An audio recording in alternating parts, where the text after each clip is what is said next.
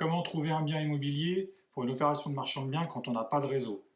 Bonjour, moi c'est Cédric. Voici le sujet de cette nouvelle vidéo. Je vous développe tout ça juste après le court jingle. Allez, à tout de suite.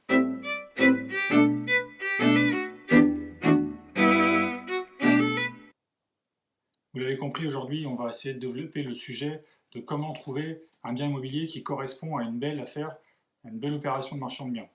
Donc c'est une galère pour beaucoup, pour en discuter sur les réseaux sociaux. Je me rends compte qu'il y a beaucoup de personnes qui sont débutants ou même qui ont déjà fait une première opération, qui mettent des mois, 8, j'ai entendu 10, 12 mois pour trouver une opération. Donc ça dépend de plusieurs facteurs, certainement le secteur où ils sont, peut-être la manière dont ils cherchent les opérations. En tout cas, il y a des choses vraiment essentielles à mettre en place pour trouver une opération. Pour ma part, je n'ai pas vraiment de difficulté pour l'instant pour trouver les opérations.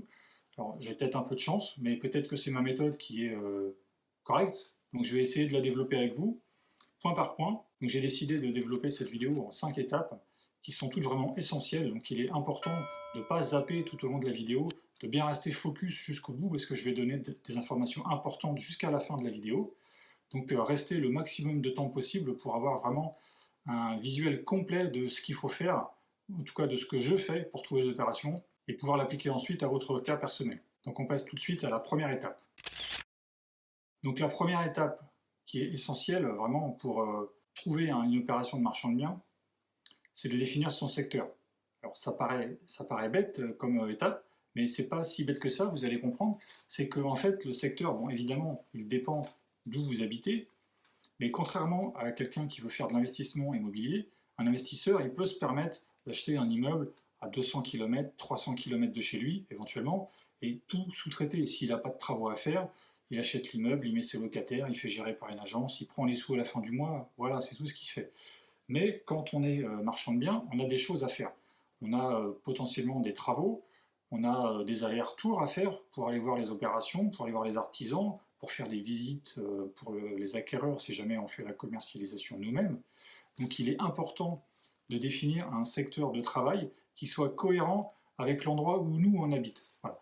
Bon, si je prends mon cas précis, j'ai pris mes opérations de marchand de biens pour l'instant, les deux premières sont dans la même ville et elles sont à 50 km de chez moi. Bon, les opérations, c'est les opérations de division. J'ai fait d'ailleurs des vidéos là-dessus que je vous invite à aller voir. J'ai fait deux vidéos sur la première opération avec un bilan chiffré à la fin pour savoir combien je fais de marge exactement.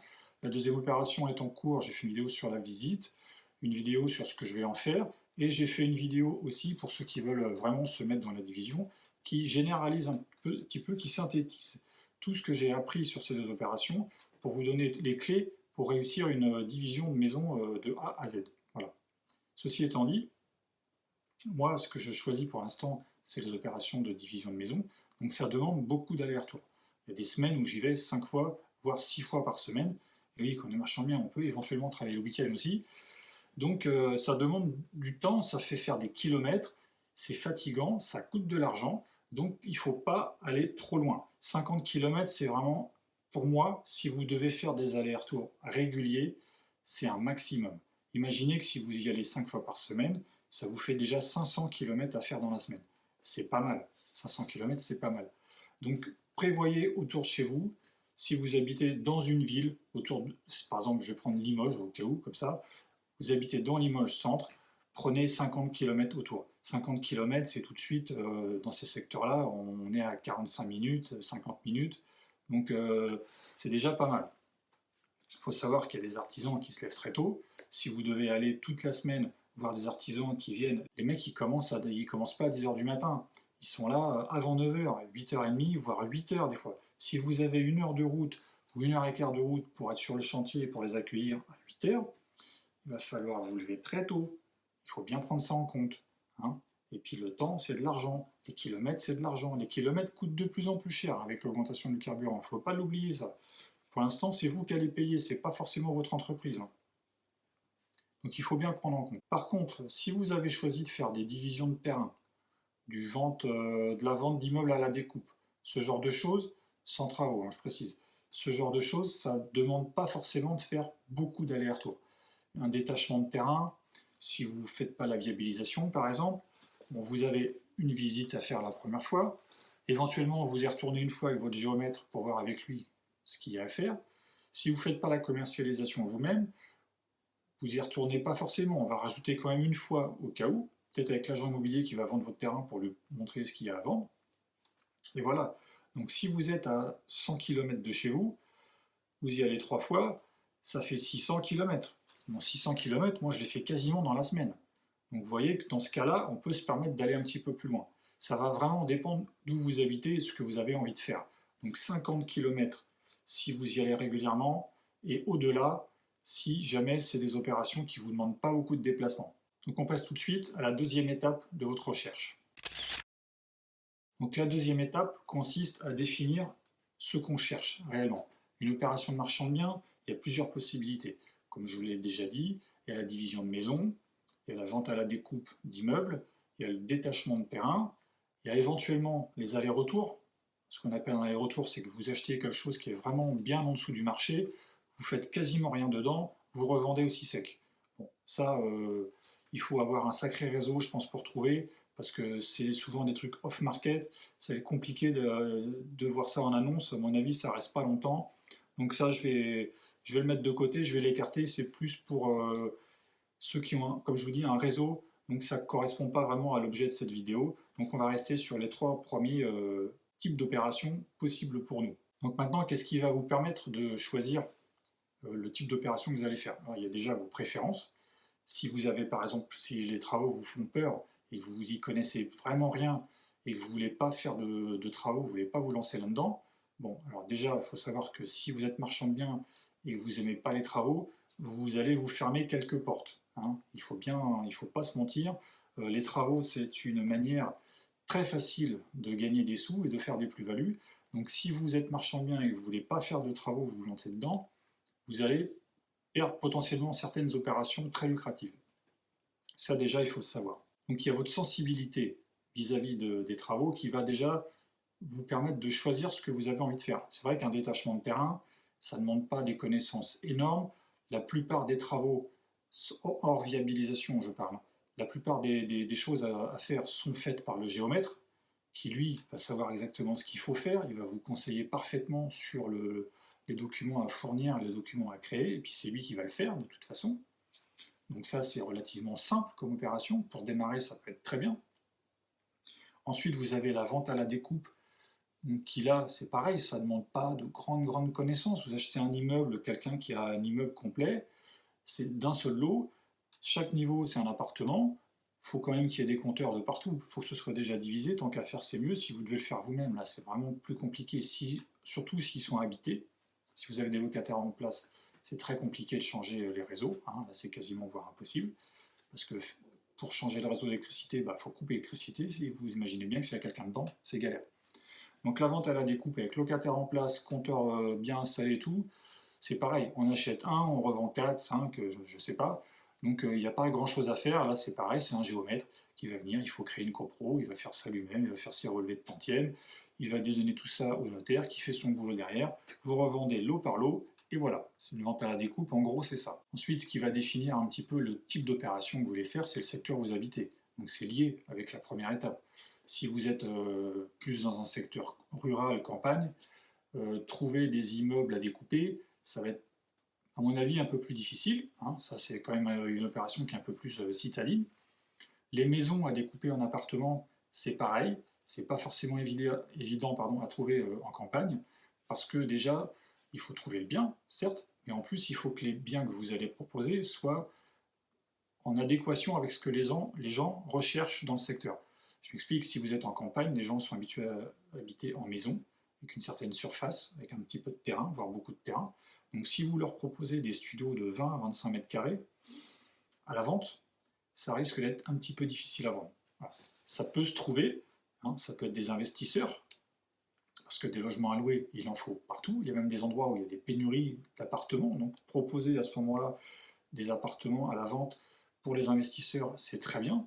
Mais les investisseurs, il faut qu'ils viennent dans votre secteur. Si vous êtes dans un coin un petit peu isolé, un peu perdu, il faut que les investisseurs aient confiance dans le secteur et viennent vers vous pour acheter vos biens. Donc le mieux, c'est de ne pas se fermer de porte. Donc si vous voulez découper une maison en appartement, en campagne, c'est faisable. Il faut peut-être privilégier des surfaces un peu plus grandes. Il faut une chambre, peut-être 2 chambres. Donc on va privilégier des 2 pièces, 3 pièces avec un minimum de surface de 45 mètres carrés, on va dire. Voilà. Là, vous avez les surfaces qui commencent à être un petit peu plus appréciables et peut-être, franchement, plus faciles à vendre. Donc le secteur dans lequel vous habitez, dans lequel vous prospectez, va définir un petit peu le type d'opération que vous allez faire. On va passer maintenant à la troisième étape. Donc la troisième étape, c'est de définir votre budget. Parce que quand vous regardez les annonces, il ne faut pas regarder n'importe quoi, il faut paramétrer les annonces, on verra ça plus tard, je vous expliquerai comment je fais. Ça ne va servir à rien si vous débutez et vous n'avez pas beaucoup d'apport de regarder des opérations à 400, 500 000. Déjà ça, il faut évacuer. Donc il faut calculer le budget total possible de votre opération, donc achat plus travaux, modifications et compagnie, de votre opération en fonction de votre apport. Il faut prendre en considération que si vous passez par un financement bancaire, la banque elle va vous demander au minimum 20% d'apport. Vous avez réussi à capitaliser 40 000 euros, donc soit c'est de l'argent que vous avez de côté sur une vente, soit c'est des amis, enfin bref, on s'en fout. Vous avez 40 000 euros. Donc 40 000 euros, ça représente les 20% de l'opération globale. Donc vous faites 40 000 divisé par 0,2, ça vous donne 200 000 euros. Donc il faut savoir que votre opération ne pourra pas dépasser 200 000 euros. Au-dessus, ça ne passera pas. Donc si on le prend à l'envers, 200 000 euros, 20%, c'est 40 000 euros. On est d'accord. Donc il faut que votre opération, achat plus travaux, ne dépasse pas 200 000 euros. La banque vous prêtera les 160 000 euros qui manquent. Donc ça veut dire que dans votre recherche, si vous savez que vous ne pouvez pas dépasser 200, ça ne sert à rien de regarder au-dessus de 300, par exemple. Parce que même avec une bonne négo, vous ne descendrez pas sous les 200, et en plus, il faut faire des travaux. Sauf si vraiment c'est en aller-retour, mais à ce moment-là, je vous dis, vous avez vraiment de la chance, et tant mieux pour vous. Donc s'il y a des travaux à faire, il faut peut-être prévoir un truc genre 60-40. Donc il faut prévoir, ou 50-50, 100 000 euros d'achat, 100 000 euros de travaux, si vous faites les travaux pour vendre à rénover, par exemple. Donc là, il faut savoir qu'il faut regarder les trucs qui valent un peu plus de 100 000 euros. Donc 120, 130, et vous essayez de négocier. Bon, 130, c'est peut-être un peu beaucoup, parce que si ça vaut 100, ça fait une négociation de 30%, c'est pas mal. Donc vous comprenez l'idée, il faut que votre recherche soit en corrélation avec votre budget. Donc si vous n'avez pas défini le budget global, vous allez chercher n'importe comment, et vous allez perdre votre temps. Donc maintenant, on va passer à la quatrième étape qui est très importante pour trouver votre opération de marchand de biens.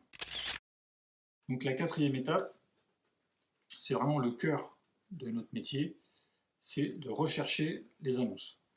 Rechercher le bien dans les annonces. Parce que je vous rappelle que là, on est sur une vidéo où vous n'avez pas de réseau. Vous n'avez pas de notaire qui vous rabatte des biens, vous n'avez pas d'agent immobilier sous la main, vous n'avez pas une famille de 250 personnes qui travaillent dans l'immobilier qui peuvent vous dire tiens, ça c'est à vendre, c'est pas cher. Vous vous démerdez tout seul. Vous partez de zéro, vous démerdez tout seul. Donc vous allez faire comment? Vous n'allez pas faire du porte-à-porte comme font les agents immobiliers pour aller chercher des mandats. Non, ça c'est pas possible, ça prend beaucoup trop de temps et c'est pas assez rentable pour un marchand de biens. Donc il faut regarder dans les annonces. Donc moi je me sers essentiellement de 2 sites d'annonces qui sont très connus, que sont Le Bon Coin et Se Loger. Donc je ne les utilise pas pour les mêmes raisons et de la même manière. Donc je vous montrerai après, on ira faire un petit tour sur mon ordinateur pour vous montrer les spécificités pour moi de chaque site et comment bien paramétrer les annonces pour gagner du temps et que ce soit automatisé, et comment se servir de Se Loger pour avoir des informations vraiment essentielles suivant votre secteur et les biens que vous recherchez. On m'a déjà posé la question sur des groupes de discussion ou dans les commentaires, je ne sais plus, combien de temps je passais sur la recherche d'annonces. Alors il faut savoir que la recherche d'annonces, c'est ce qui est le plus important, parce que si vous n'avez pas de bien, ça ne sert à rien d'être bien calé sur tout le reste, en fiscalité, en financement, tout ce que vous voulez, vous êtes calé. Mais si vous ne trouvez pas de bien, vous ne travaillez pas. Donc la recherche d'annonces, c'est la majeure partie de mon temps, quand j'ai pas d'opération en cours, évidemment. Donc quand je cherche un bien, je recherche de manière intensive. La première chose que je fais quand je me lève, c'est que je prends ma tablette qui est sur la table de nuit, et je regarde les annonces qui sont sorties dans la nuit. Voilà, je commence par ça. Parce que si vous vous levez, vous commencez à regarder les annonces à 11h, puis après vous regardez une fois à 17h, et que vous survolez le truc comme ça, vous ne trouverez pas. Après, j'entends qu'on me dit ouais, ça fait 8 mois, 10 mois, 12 mois que je cherche, je ne trouve pas. C'est peut-être que la recherche n'est pas assez intensive. Parce que les opérations dans les annonces, ça se trouve, mais elle est très bonne, elle ne reste pas forcément très longtemps. C'est toujours pareil, marchand de biens, il faut être réactif. Voilà. Si vous endormez et que vous regardez les annonces tous les 2 jours, autant vous dire que vous ne trouverez rien, hein, ça va être très très compliqué. Donc moi je passe plusieurs heures par jour sur ma tablette ou mon ordinateur à regarder les annonces, voilà, tout simplement. Pour ce qui est du Bon Coin, j'ai créé plusieurs filtres de recherche, j'ai plusieurs types d'annonces en fonction de ce que je veux, donc les terrains, les immeubles, les maisons, différentes catégories de secteurs. Voilà, j'ai à peu près 4-5 types d'annonces filtrées qui se mettent à jour régulièrement quand ça sort. J'ai juste à aller voir en fonction de ce que je cherche. Je vais voir catégorie par catégorie et je regarde ce qui est tombé. Donc ça, on le verra sur l'ordinateur juste après. Ensuite, pour ce qui est de se loger, je m'en sers aussi pour regarder les annonces. La différence entre les deux, il y a essentiellement les professionnels mettent dans les deux. Ce que vous trouvez sur Se Loger, vous le trouvez sur Le Bon Coin. 95% du temps, c'est la même chose. J'ai déjà fait les recherches pour une ville précise, je retrouve les mêmes annonces. La différence, c'est que Le Bon Coin, les particuliers peuvent poster des annonces, sur Se Loger, ils ne peuvent pas. Il n'y a que les professionnels qui peuvent poster des annonces. Donc ça fait quand même une grande différence. Donc, il ne faut pas négliger l'attrait du Bon Coin. Ensuite, Se Loger, je m'en sers aussi pour d'autres choses, et ça, on va le voir également sur l'ordinateur juste après. Donc quand on est en recherche de biens et qu'on est sur les annonces, il faut bien savoir lire les annonces, bien lire entre les lignes, bien analyser les photos, il ne faut pas survoler le truc comme ça. J'ai eu des expériences très significatives sur le fait que si j'avais survolé ou zappé l'annonce vite fait, je serais passé à côté de pépites, parce que en fait, des fois les annonces sont mal faites, tout simplement. Soit il n'y a pas de photos, ou elles sont mal prises, ou enfin il y a des gens, même des professionnels, je vois qui passent des annonces, mais c'est une honte, hein. Franchement c'est une honte. Mais il ne faut pas s'arrêter à ça, il faut quand même creuser, il faut regarder le texte. Et vous pouvez apprendre certaines choses. Je vais vous donner un exemple bien précis d'une annonce que j'ai vue à un certain moment donné. C'est dans la ville où j'ai fait mes 2 opérations. C'était entre les deux. Je cherchais ma deuxième. J'ai vu une photo qui me paraissait plutôt bien. Je regarde l'annonce, je lis. Je vois 210 mètres carrés habitables. C'est un espèce d'ancien hôtel, enfin de maison hôtel. Il y avait un appartement donné pour 100 mètres carrés sur un étage. En dessous, vous aviez un hall d'accueil et on commençait à avoir des chambres de l'hôtel qui faisaient chacune 15 mètres carrés. Chaque chambre faisait donc il y avait un coin de nuit, et puis une salle d'eau et un placard. Dans chaque chambre, c'était ça, c'était toutes 15 mètres carrés sur le même modèle et des toilettes sur le palier, réparties sur la longueur du bâtiment. Et il y avait encore une autre partie du bâtiment où il y avait, je ne sais plus, 7-8 chambres comme ça, avec un grand couloir au milieu. Donc c'était donné pour 210 mètres carrés. Il y avait les photos, il y avait les photos de l'extérieur, et chose très bien, qui est assez rare, mais qui est vraiment très bien sur ce coup-là, c'est qu'il y avait des photos des plans. Donc c'était des plans d'archi, donc cotés, avec les surfaces, tout le détail, les fenêtres, super bien fait. Donc j'avais absolument un visuel sur tout l'intérieur de la maison. Donc déjà ça permet de travailler et de voir ce qu'on peut en faire par rapport aux ouvertures, la disposition des murs porteurs, des cloisons, ce qu'on peut faire. Donc ça c'est super bien. Et je regarde le plan, et donc je me dis 210 mètres carrés, affiché dans l'annonce, ça me paraît pas beaucoup. Donc je prends ma calculatrice, j'additionne tout, et moi je tombe à 300 mètres carrés. Donc je revérifie, j'avais bien 300 mètres carrés, et l'appartement donné à 100 mètres carrés à l'étage, il faisait pas 100 mètres carrés, il faisait 85 mètres carrés. Donc je me dis, en fait, les chiffres, ils sont complètement bidons, quoi. Donc je creuse, on est quand même passé d'une annonce, la maison est à 410 000. Prix affiché, surface affichée, j'étais à presque 1600 euros du mètre carré, et avec mes calculs, je retombais à 1200 et quelques. Donc déjà, ça change la donne, hein, c'est beaucoup plus intéressant, et en plus, sur cette maison, il y avait un bout de terrain à détacher, une surface de 400-500 mètres carrés, avec un accès indépendant. Il y avait juste une partie à fermer par rapport au terrain de la maison, et c'était fait, quoi. C'était déjà viabilisé et tout, quoi. C'est un truc de fou. Donc c'était super intéressant. Donc évidemment, je suis allé visiter. J'ai trouvé des choses à revoir. Donc la visite, ça fera l'objet d'une prochaine étape. Je vous expliquerai après comment il faut faire pour une visite. C'est très important de rester jusqu'à la fin pour ça. Donc je fais la visite, je repère des trucs, et puis voilà, et je rentre chez moi, et puis je fais une proposition. Donc j'ai fait une proposition à la baisse, évidemment, j'ai baissé de 20 ou 30 000 euros. Ça a été accepté. Donc non seulement j'ai gagné des premiers mètres carrés, rien qu'en recalculant les surfaces qui étaient indiquées et qui étaient fausses dans le plan, et avec ma baisse, je me retrouvais avec une surface, un prix au mètre carré qui était équivalent à 1100 euros à peu près, sur un secteur où ça se vend rénové facilement entre 2005 et 2008. Et je comptais faire 6 lots dans cette maison, plus le terrain à détacher, et j'avais une grosse marge supérieure à 100 000 euros de prévu, quoi. Bon, ça s'est pas fait pour des raisons autres, un petit problème avec les vendeurs, mais c'est dommage, mais bon, c'est comme ça. Donc tout ça pour vous dire que c'est très important de creuser, d'analyser les photos quand il y en a, il faut bien les regarder, il faut regarder les accès, il faut regarder les plans, les murs, l'état général, à la rigueur, je vous dirais, on s'en fiche un peu si on a l'intention de faire des travaux, c'est pas le problème, il faut voir surtout s'il y a des salles de bain, s'il y a des toilettes, s'il y a ceci, s'il y a cela, pour faire votre projet, ça c'est important. Ensuite, la deuxième étape, une fois que vous avez analysé l'annonce, c'est le coup de fil. Voilà.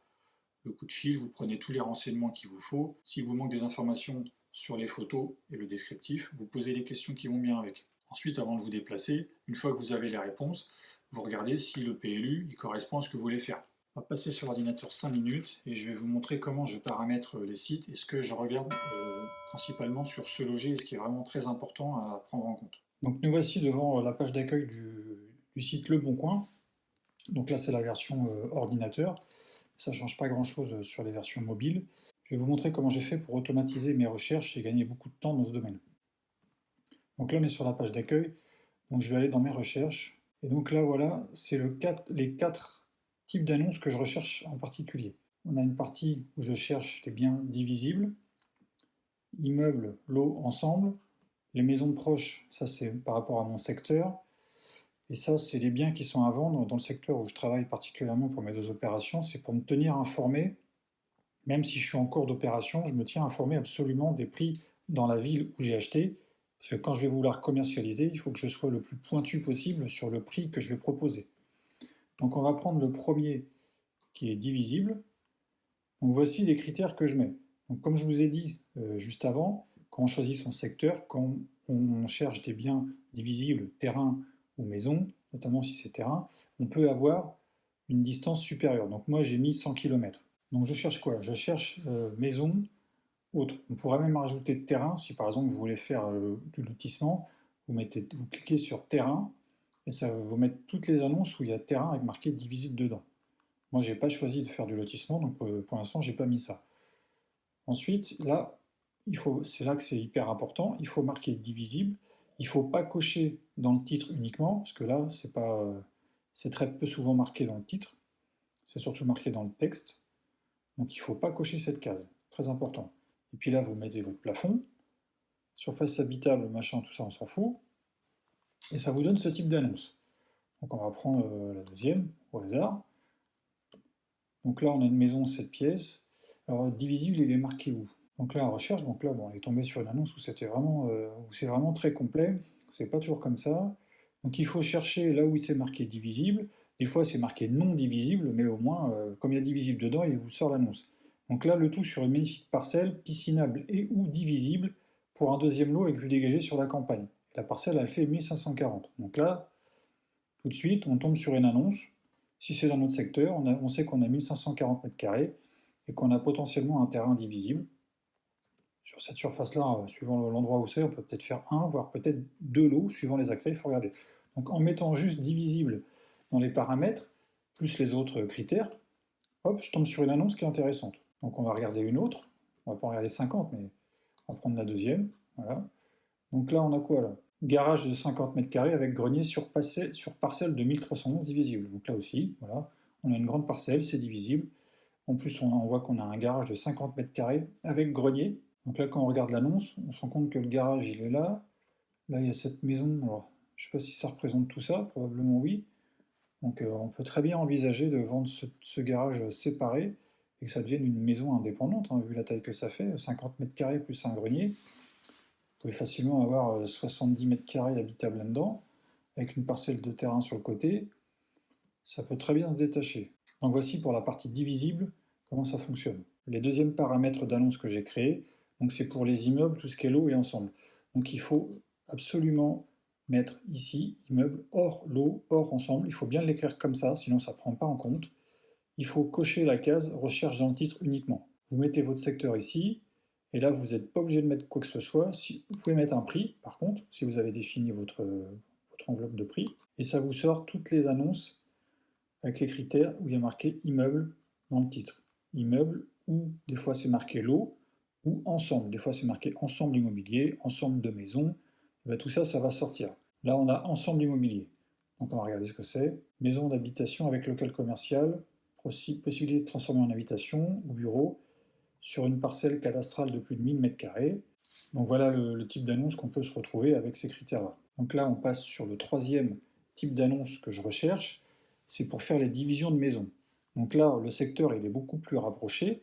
Donc là, c'est autour de chez moi sur 50 km. J'ai mis mes critères de prix, ancien, maison, si je cherche des maisons à diviser. Donc le quatrième type d'annonce que je mets de côté, c'est tous les biens qui sortent dans la ville où j'ai mes projets immobiliers en cours. Comme ça me permet de savoir exactement tout ce qui sort, l'évolution des prix, et quand je vais vouloir commercialiser mes lots, je saurai exactement à combien les mettre. Et je saurai si les trucs sont partis ou pas. Parce que ce que je fais, c'est que quand je vois une annonce qui m'intéresse, je la mets de côté. Je clique sur le petit cœur et je la mets de côté. Voilà, celle-ci, justement, il y en a une là, à Chaland. Je l'ai mise de côté parce qu'elle correspond à un lot que je vais avoir avant. Moi, je vais avoir une maison 3 pièces mitoyenne de 58 m². Donc là, on voit que c'est 3 pièces, 60 m². Elle n'est pas mitoyenne, mais bon, les critères sont à peu près similaires. Donc je la mets de côté et comme ça, je vois si elle part ou pas. Et j'ai fait ça pour plein d'autres annonces qui sont potentiellement intéressantes. J'ai mis tout ça de côté et comme ça, quand j'aurai fini mon opération, je regarde. S'ils y sont encore, ben déjà je sais qu'ils y sont depuis un certain temps. Donc ça me permettra de rentrer dans la négociation en me disant que ça ne se vend pas tellement. Et puis j'aurai déjà gagné du temps sur la recherche parce que j'en ai déjà mis de côté. Donc voici pour le bon coin. Donc maintenant on va passer sur Se Loger. Alors la particularité de Se Loger, c'est qu'il n'y a que des annonces de professionnels. Et honnêtement, 95% on les retrouve sur le bon coin. Donc c'est pas forcément pour voir des nouvelles annonces que je vais sur Se Loger, mais c'est pour avoir des critères de recherche différents. Au hasard, j'ai pris une ville, j'ai pris Pontivy en Bretagne. Donc je voulais voir quel type de logement il y avait sur Pontivy et la démographie un petit peu de la ville. Parce qu'admettons, on a trouvé une maison qu'on veut diviser en plusieurs lots. On veut savoir si c'est quelque chose qui va se vendre et combien ça peut se vendre dans le secteur. Donc on va sur Se Loger, on prend une annonce n'importe laquelle où il y a bien marqué Pontivy en dessous et non pas centre-ville à Pontivy, mais vraiment Pontivy, comme ça généralise toute la ville. On clique dessus, donc c'est pas pour l'annonce que je vous montre ça, hein. Donc on descend, et là on va consulter tous les prix de l'immobilier à Pontivy. Ce qui m'intéresse, c'est ça. Donc je vais dans Biens et voisinage. Donc on a dit, on avait trouvé une maison à Pontivy à diviser en 3 appartements. Donc ce qu'on veut savoir, c'est si les appartements à Pontivy, il y en a beaucoup, est-ce que ça se vend? Donc on peut constater que déjà à Pontivy, type de bien, on a 56% de maisons, on a quand même 43% d'appartements. Donc ça veut dire que déjà, c'est des produits que la population est habituée à avoir, sont habitués à habiter dans les appartements. Ensuite, quand on regarde, donc il y a 7% de studio, 17% de 2 pièces, donc ça c'est déjà pas mal, quasiment autant que les 3 pièces, et après c'est plus grand. Donc on voit quand même qu'il y a 17% de 2 pièces, c'est plutôt pas mal, des fois c'est beaucoup moins. Et les surfaces, donc on voit, on a 14% qui font moins de 40, 26% qui font plus de 100, 60% qui font de 40 à 99. Donc ça veut dire que déjà, si vous découpez votre maison et que vous faites 3 T2 de 45 m², vous êtes dans la grosse moyenne des appartements qui sont sur Pontivy. Donc vous êtes plutôt dans le marché. Après, on va regarder Pontivy et ses habitants. Donc là, composition du foyer, on a quand même un peu plus de la moitié qui sont célibataires, 27% en couple. Donc ça, c'est des personnes ou du studio ou du T2 ou du petit T3, ça peut tout à fait être dans leurs critères de recherche. Donc quand on a analysé tout ça, on se dit que vendre des appartements à Pontivy, on est tout à fait bien. Donc voici comment j'utilise essentiellement Se Loger et Le Bon Coin. Quand on n'a pas de réseau, c'est vraiment par là qu'il faut passer. Donc il faut essayer de professionnaliser au maximum ses recherches et avec cette analyse d'annonces et puis ces analyses de secteurs, c'est très important et c'est avec ça que vous ferez la différence. La cinquième et dernière étape, c'est la visite. Alors la visite, comment vous dire, c'est vraiment hyper important. Et il ne faut pas se tromper sur la visite. Il y a des choses à faire, il y a des choses à ne pas faire. Il faut savoir une chose, c'est que la visite, c'est le début de la négociation. Mettez-vous bien ça en tête. La visite, c'est le début de la négociation. Il ne faut surtout pas négliger, mais il ne faut pas visiter pareil suivant la personne que vous avez en face. J'explique. Si vous avez le vendeur particulier directement en face de vous, donc il faut avoir une certaine attitude, pas la même que si vous avez un commercial en face. Donc c'est-à-dire que déjà, je vous déconseille dès le coup de fil pour prendre le rendez-vous de dire que vous êtes marchand de biens. Je vous le déconseille fortement. il y a beaucoup d'annonces de particuliers où c'est marqué professionnels de l'immobilier s'abstenir, toute démarche commerciale sera rejetée. Il y en a qui sont même très virulents dans leurs annonces, on a l'impression qu'ils vont vous foutre une baigne et qu'ils vont vous voir, et qu'ils vont vous raccrocher au nez quoi qu'il arrive, ça c'est sûr. Même si vous n'êtes pas un intermédiaire, marchand de biens, ils ne connaissent pas, la plupart du temps ils ne connaissent pas. Donc ils vont professionnels de l'immobilier, next. Donc déjà, au téléphone, on ne dit rien. Vous posez des questions, vous prenez rendez-vous, vous y allez, vous ne dites toujours rien. Vous venez pour visiter, pour éventuellement acheter. C'est tout ce qu'il doit savoir. Donc quand vous avez votre particulier en face, il faut poser des questions. C'est important de poser des questions. Il faut savoir pourquoi il vend, depuis combien de temps il a cette maison, savoir évidemment ce qu'il a fait dedans. Parce qu'avec ces renseignements, ça va orienter un petit peu votre démarche pour arriver sur la négociation. Donc déjà, quand vous visitez et que vous avez le particulier en face de vous, la première chose à ne pas faire, c'est lui dire que vous êtes un professionnel. La deuxième chose à ne pas faire, c'est lui annoncer tel quel les défauts de sa maison. Il ne faut surtout pas arriver à lui dire oh là là, mais c'est super humide ici, oh, la toiture elle est pourrie, oh, les pièces elles sont petites, c'est mal agencé. Alors là, c'est niette. Là, il ne faut absolument pas dire ça. Ça paraît con de le préciser, mais il y en a qui le font, donc il faut, je vous précise quand même, il ne faut absolument pas faire. C'est pas pour autant qu'il faut lui dire que sa maison elle est tout belle, toute rose et que on est au pays des louis, que tout va bien. Non, il faut mettre l'accent sur les problèmes, d'où le démarrage de la négociation, mais de manière un petit peu détournée. Vous voyez. Donc il faut commencer par les compliments. Il faut être là, dis donc, votre maison elle a des beaux volumes, on a un bel extérieur, c'est chouette. Il faut commencer par caresser dans le sens du poil. Et quand vous trouvez un truc qui ne va pas, par exemple la toiture, vous voyez qu'elle est dégueulasse et qu'elle sera bonne à refaire, vous êtes là et vous dites la toiture, vous avez fait des choses récemment, vous avez fait une expertise, quelque chose. Évidemment, il va vous dire non, qu'il n'a rien fait parce qu'elle est dégueulasse, donc sinon ce serait déjà fait. Donc en fonction de sa réponse, je lui dis ah d'accord, bon bah écoutez, je vais voir ça alors. Puis voilà. Et là, déjà, il a entendu que sa toiture, ça va peut-être faire l'objet d'une négociation. Et vous recommencez pour tous les points négatifs que vous trouvez dans cette maison. Ça peut être les sols à refaire, ça peut être les fenêtres à changer, ça peut être... Voilà. Il faut amener les choses de manière positive. Il faut pas... Si vous lui dites rien, si vous lui dites pas les points négatifs de sa maison, mais de manière courtoise lors de la visite, il va très mal comprendre que quand vous allez lui faire une proposition, vous allez lui tailler de 50 000 balles parce que vous avez trouvé 5 points qui sont carrément à refaire et vous ne l'avez pas dit sur place. Donc, vous voyez ce que je veux dire. Il faut commencer la négociation et commencer à le travailler un petit peu dès la visite, c'est super important. Donc ensuite, vous avez la visite avec le professionnel. Alors, avec le professionnel, il y a deux cas de figure. Le premier, il y a le propriétaire qui est là. Le deuxième, il y a le propriétaire qui n'est pas là. Si le propriétaire il est là, il faut partir un petit peu sur les mêmes principes que la première. Même si vous parlez avec le commercial, l'autre il a les oreilles qui traînent à côté, il va essayer d'entendre ce que vous lui dites au commercial. Donc si vous dites au commercial que la maison est pourrie, l'autre il va entendre, il va se vexer. Donc il faut garder une mesure. Pareil, il faut vraiment aborder les choses de la même manière, comme si vous étiez en direct avec le vendeur particulier. Donc, mais si maintenant le propriétaire il n'est pas là, là vous êtes de professionnel à professionnel, vous pouvez y aller un petit peu plus franco. Par contre, une chose importante, il faut absolument prévenir le commercial que vous ne voulez pas qu'ils disent que vous êtes marchand de biens. J'ai eu aussi ce cas-là, donc moi j'ai perdu une affaire à cause de ça, donc je vous explique en 2 minutes pour que vous compreniez bien pourquoi il ne faut pas le dire. Donc j'ai fait une visite d'une maison qui était à diviser en plusieurs lots pour moi, qui était plutôt pas mal, avec pareil un terrain détaché. Donc je visite par le biais d'une agence. La maison était en vente depuis très longtemps, ça ne se vendait pas, il y avait un droit de passage, c'est une vraie galère, droit de passage, c'est merdique. Donc je visite, au bout de 10 minutes de visite avec l'agence La Forêt, il y a un couple de trentenaires qui vient visiter par le biais d'une autre agence. Donc on se retrouve tous ensemble dans la maison à visiter, donc on a essayé de s'écarter quand même pour ne pas se gêner. Et donc je prends les photos, je prends bien le temps de visiter, j'explique discrètement à la personne qui est en face de moi ce que j'ai l'intention d'en faire, et je reçois un coup de fil 5 jours après de La Forêt qui me dit le couple qui a visité en même temps que nous a fait une proposition. Ils me disent, ils ont proposé, alors je ne sais plus, on va dire 220 000 par exemple, je ne me rappelle plus du prix, ils ont proposé 220 000. J'ai dit ok, bon 220 000 pour moi ça collait, j'ai dit allez 225 ça passe encore, j'ai dit on va rajouter 5 000, on va pas non plus monter de trop, hein. Donc j'ai dit proposer 225 à 225 j'y vais. Donc elle propose mes 225, sauf que je ne sais pas comment elle a fait pour parler avec les vendeurs, mais elle a été dire, forcément, que j'étais marchand de biens et ce que je voulais en faire. Alors que les autres, ils étaient sur un projet d'achat pour une maison de famille, à rénover, pour habiter dedans avec leurs enfants, tout le travail là. Les vendeurs, qu'est-ce qu'ils ont fait? C'était une maison familiale, ils ont grandi dedans, c'était un héritage.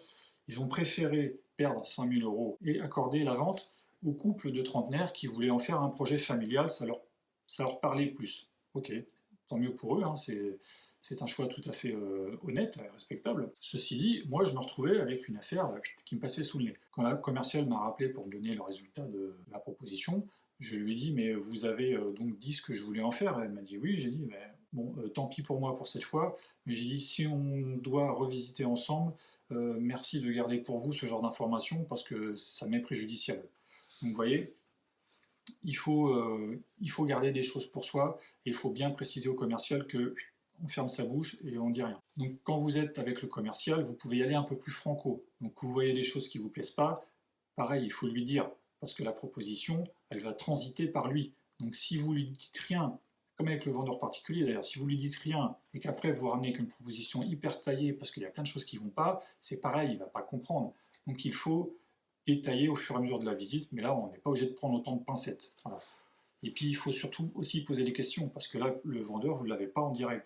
Donc il faut demander au commercial pourquoi ils vendent, qui c'est qui vend, est-ce que c'est les enfants, est-ce que c'est un héritage, est-ce que c'est... voilà, il faut savoir tout ça, parce que des fois c'est un petit peu plus compliqué quand c'est un héritage, quand ils sont nombreux, il faut prendre des décisions. Il faut demander aussi s'ils sont pressés, parce que si c'est quelqu'un qui est hyper pressé, et bien là, ça va être très compliqué pour faire une opération de marchand de biens. Comme vous le savez tous, on a besoin de délai. Il va pouvoir aussi vous dire dès le départ si le prix il est négociable ou s'il est ferme. Donc ça, c'est une indication qui est très bonne à savoir. Si vous allez voir un truc où au niveau prix, vous êtes déjà ric-rac et qui vous dit que c'est ferme et non négociable, bon ben voilà, vous savez à quoi vous en tenir, c'est pas la peine de réfléchir sans s'étendre. Donc voilà pour ce qui est de l'attitude à avoir avec les différents types de personnes que vous allez avoir en face de vous lors de la visite. Et une chose qu'il faut vraiment faire pendant la visite, c'est qu'il faut prendre son temps. Hein. C'est votre boulot, le professionnel, c'est son boulot aussi. S'il vient et qu'il vous dit j'ai 15 minutes à vous consacrer, j'ai un autre rendez-vous derrière, tu dis oh, t'es gentil, mais moi je bosse aussi. Donc je ne vais pas dépenser 400 000 balles et décider ça en 15 minutes. Donc vous prenez le temps de faire la visite, il n'est pas content, c'est pareil. Si vous demande de revenir, on dit bah, écoutez, la prochaine fois, je n'irai pas voir votre maison, j'irai en voir une autre. Parce que là, je suis venu, j'ai pris du temps pour vous, donc merci de m'en accorder également. Donc il faut prendre le temps de faire la visite correctement. Il faut y aller avec un crayon, un carnet, vous faites des croquis, vous prenez des photos, vous prenez des mesures, très important les mesures, parce que visuellement, ça ne va pas vous donner grand-chose. Des fois, il faut prendre des mesures. Donc là, je vous conseille fortement d'acheter un lasermètre. Hein. Ça prend 2 secondes à utiliser. On met contre le mur, ça mesure. Dans l'autre sens, hop, ça mesure. Ça prend la surface en cliquant sur un bouton. Et voilà. Donc en 2-2, vous avez vos pièces qui sont dessinées. Et ça vous permet, quand vous êtes rentré chez vous, d'avoir vos surfaces et de pouvoir bien réfléchir à comment vous allez découper ou aménager différemment ce bien en question. Donc vous avez vu que les étapes pour trouver un bien qui correspond à une opération de marchand de biens, il y a plusieurs choses à faire quand même. Il faut les respecter, il ne faut pas les brûler les étapes, il faut faire les choses dans l'ordre. Si vous commencez par la dernière, vous regardez les annonces vite fait, vous allez visiter un truc et vous avez zappé tout le reste, non, ça ne marchera pas forcément comme ça. Ça va être très compliqué d'arriver à une finalité intéressante pour vous. Si vous visitez n'importe quoi, à n'importe quel prix, dans n'importe quel secteur, vous perdez du temps. Il faut définir les choses, il faut filtrer les annonces, mais il faut le faire de manière régulière. Je vous en prie, passez du temps sur les annonces quand vous êtes en recherche. Ne faites pas ça par-dessus la jambe entre deux trucs, faites-le à temps plein. Donc j'espère qu'avec cette vidéo, vous serez un peu moins dans l'inconnu et que vous allez savoir comment procéder maintenant pour trouver le futur bien qui fera votre première opération de marchand de biens. N'hésitez pas à me dire dans les commentaires ce que vous en avez pensé. Si vous avez des questions à me poser pour approfondir un petit peu ces étapes, n'hésitez pas à les poser, je réponds à toutes les questions. Donc sur ce, je vais vous dire au revoir, je vais vous remercier d'être resté jusqu'au bout pour ceux qui sont encore là, et je vous dis à bientôt pour une prochaine vidéo. Bye bye.